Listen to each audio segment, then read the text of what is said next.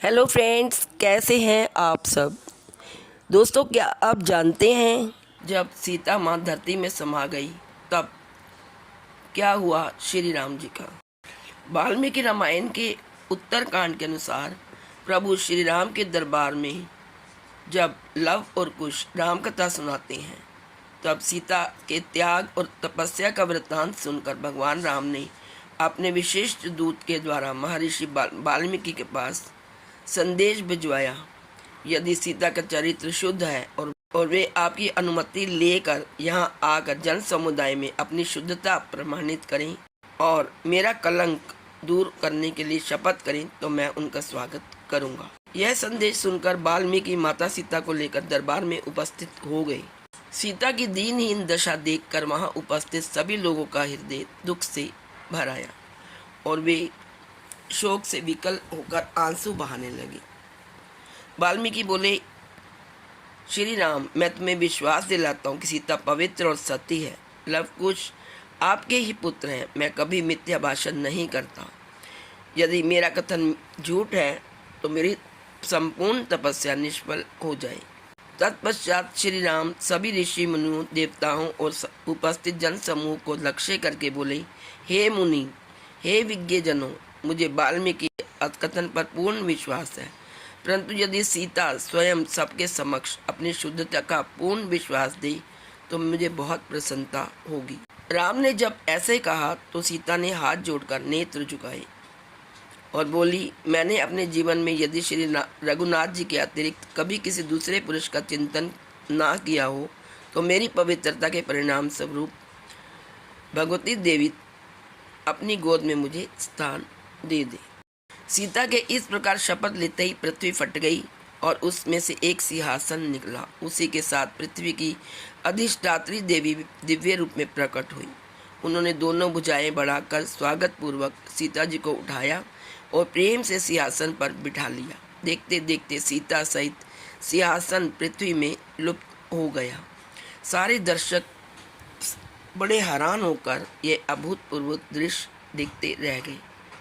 इस संपूर्ण घटना से श्री राम को बहुत दुख हुआ। उनके नेत्रों से आंसू बहने लगे। वे दुखी होकर बोले, मैं जानता हूँ माँ वसुंधरे, तुम ही सीता की सच्ची माता हो। राजा जनक ने हल जोतते हुए तुमसे ही सीता को पाया था, परंतु मेरी सीता को मुझे लौटा दो या मुझे भी अपनी गोद में संभालो। श्री राम को इस प्रकार विलाप करते देख ब्रह्मादि देवताओं ने उन्हें नाना प्रकार से सांत्वना देकर समझाया और चुप कराया।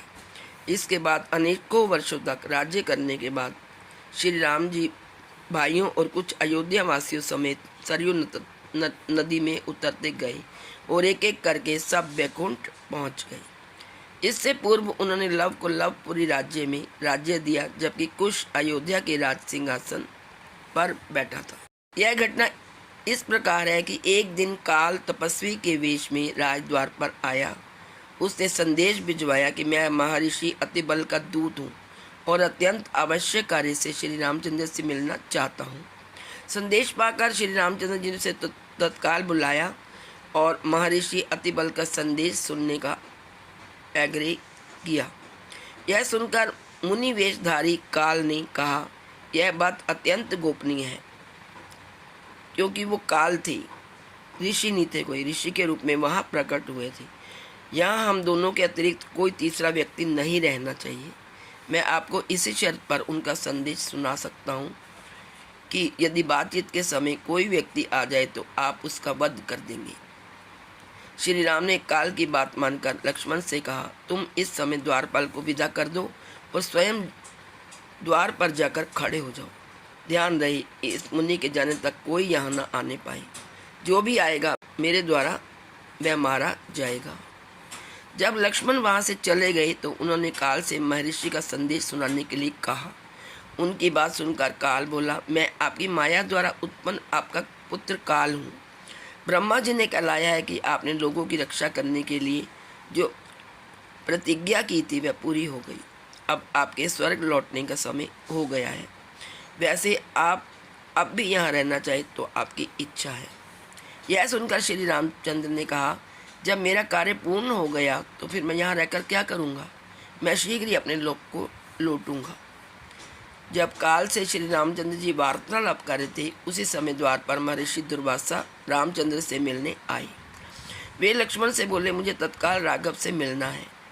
विलंब होने से मेरा काम बिगड़ जाएगा, इसलिए तुम उन्हें तत्काल मेरे आगमन की सूचना दो।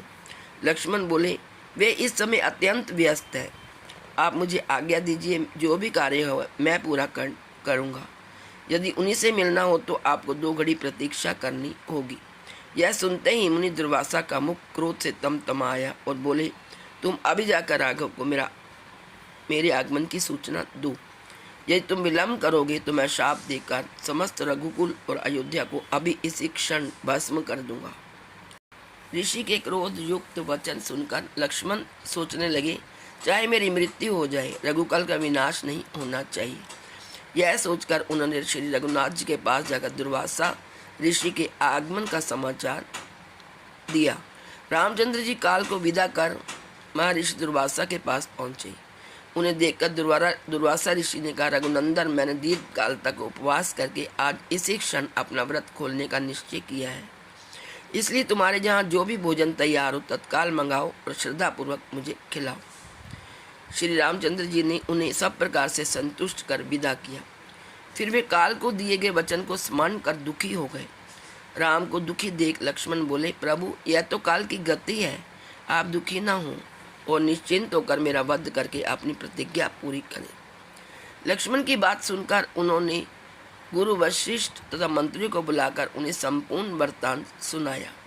यह सुन वशिष्ठ जी बोले, राघव, अब आपको शीघ्र यह संसार त्याग कर अपने अपने लोगों को जाना है।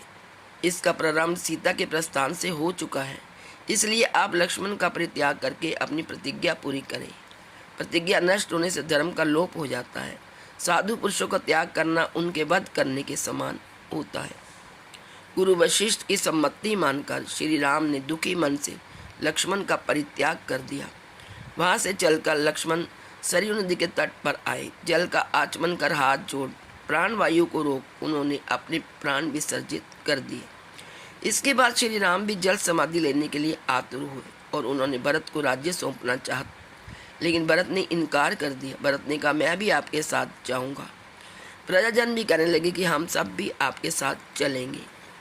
कुछ क्षण विचार करके उन्होंने दक्षिण कौशल का राज्य कुश को और उत्तर कौशल का राज्य लव को सौंप कर उनका अभिषेक किया।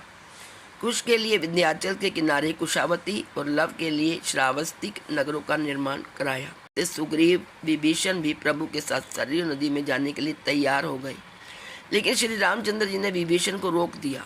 विभीषण को कलयुग की संधि तक जीवित रहने का आदेश दिया। अगले दिन प्रातःकाल होने पर धर्म प्रतिज्ञ श्री रामचंद्र जी ने गुरु वशिष्ठ की आज्ञा जी लेकर सविधि सब धर्म के कार्य किए। तत्पश्चात पीताम्बर धारण कर आत्मिक कुशा लिए राम ने वैदिक मंत्रों के उच्चारण के साथ सरयू नदी की ओर प्रस्थान किया। नंगे पैर चलते हुए वे सरयू नदी तक पहुँचे। उनके पीछे सारा नगर था। इस समस्त समुदाय में कोई भी दुखी अथवा उदास नहीं था, बल्कि सभी इस प्रकार प्रफुल्लित थे जैसे छोटे बच्चे मन चाह खिलौना पाने पर प्रसन्न होते थे।